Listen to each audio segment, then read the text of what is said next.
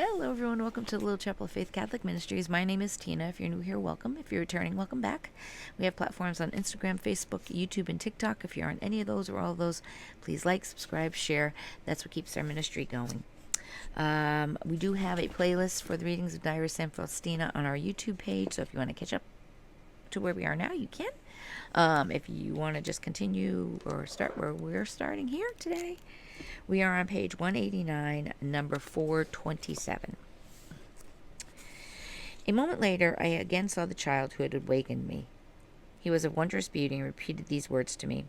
True greatness of the soul is in loving God and in humility. I asked the child, how do you know that true greatness of the soul is in loving God and in humility?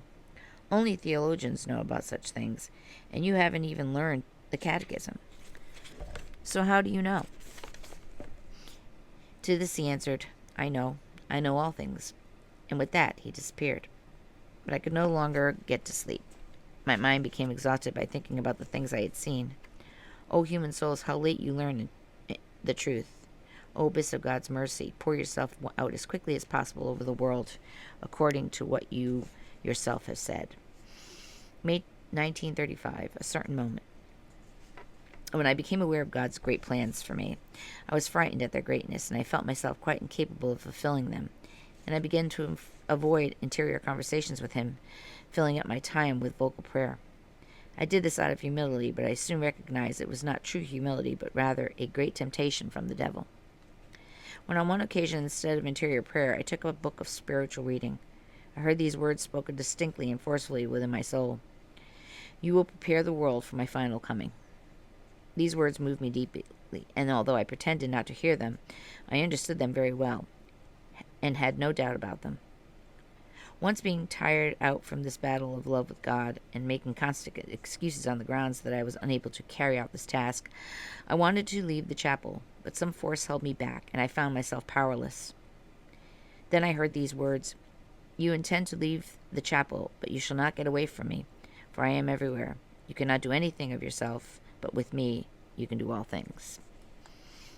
When in the course of the week I went to see my confessor, Father Sapochko, and revealed the condition of my soul to him, especially the fact that I was avoiding interior conversation with God, I was told that I must not shrink from the interior conversation with God, but to listen intently to his words. He speaks to me. I followed my confessor's advice, and at the first meeting with the Lord, I fell at Jesus' feet with a grief-stricken heart, apologizing for everything. Then Jesus lifted me up from the ground and sat me beside him, and let me put my head on his breast so that I could better understand and feel the desires of his most sweet heart. Then he spoke these words to me: My daughter, have fear of nothing. I am always with you. All your adversaries will harm you only to the degree that I permit them to do so. You are my dwelling place and my constant repose. For your sake I will withhold the land which punishes. For your sake I bless the earth. At that very moment I felt some kind of fire in my heart. I feel my senses deadening and have no idea of what it is going on around me. I feel the Lord's gates pierce me through and through. I am very much aware of his greatness and my misery. An extraordinary suffering pervades my soul, together with a joy I cannot compare to anything. I feel powerless in the embrace of God. I feel that I am in him, and that I am dissolved in him, like a drop of water in the ocean. I cannot express what takes place within me after such interior prayer. I feel strength and power to practice the most difficult virtues. I feel dislike for all things that the world holds in esteem. With all my soul, I desire silence and solitude.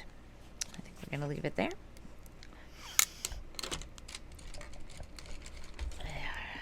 How lucky it is to be her. If only, right? It's an amazing story. But that is all for today. I hope you are all doing well so far. Have a beautiful day. Be well. Be kind to each other.